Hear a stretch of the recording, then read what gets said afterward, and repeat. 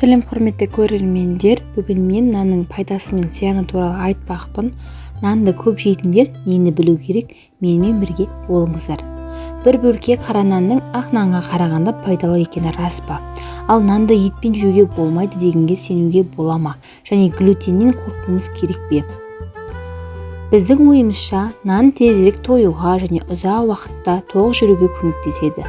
Сондықтан да одан бас тартпау керек. Шындығында, егер артық салмағыңыз болса, яғни және оның ұлғайғанын қаламасаңыз, нанға шектеу қойған жөн. Нан айтарлықтай құнарлы тағам. Бастысы оны жұмсақ сұрыпты ұннан жасайды. Өз кезегінде ол жылдам глюкозаға айналады. Нанның гликемиялық индексі жоғары, сондықтан қандағы қант мөлшерінің артуына, артық салмақ қосуға және бауырда май жиналуына ықпал етеді.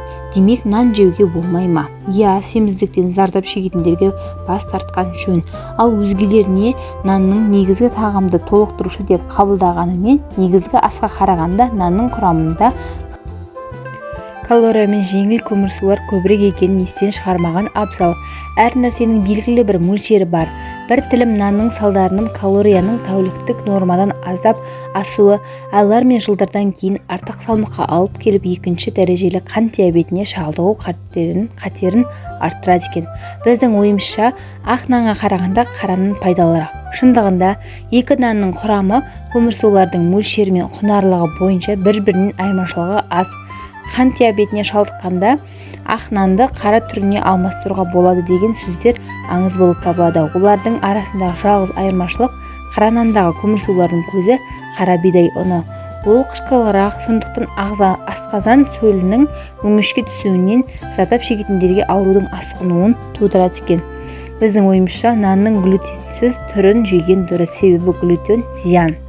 Шындығында, глютенсіз нан бұл күріш немесе жүгері ұнынан жасалған нан. Жүгері ұнынан жасалған жұқа нан әлемдегі көптеген халықтардың асханасының ажырамас бір бөлшегі болып табылады екен.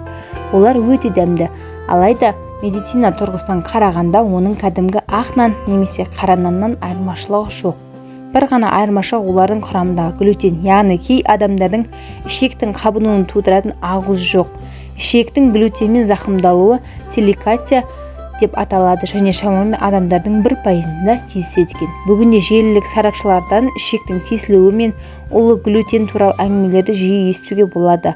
Олар глютенсіз диетаны қажет етпейтін адамдарға ағзасының глютенді көтере алмайтынын дәлелдеместен, немесе ол үшін антиденелерді анықтауға арналған қант талдауын пайдаланып, диетаның осы түрін ұсынып жатады.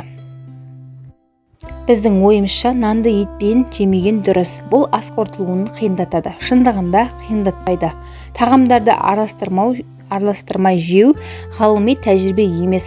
Астың қорытылуы ұйқы безінің ферменттері арқылы жүзеге асады. Ал нанды қорытатын амилаза және етті қорытатын трипсин, липаза ферменттерінің қатар бөлінеді және бір-бірінің жұмысына кедергі келтірмейді. Біздің ойымызша, жаңа піскен наннан бас тартқан жөн, себебі ол да ауыр қорытылады және ішекте жайсыздық тудыруы мүмкін. Шындығында, жаңа піскен нан ұзағырақ қорытылады.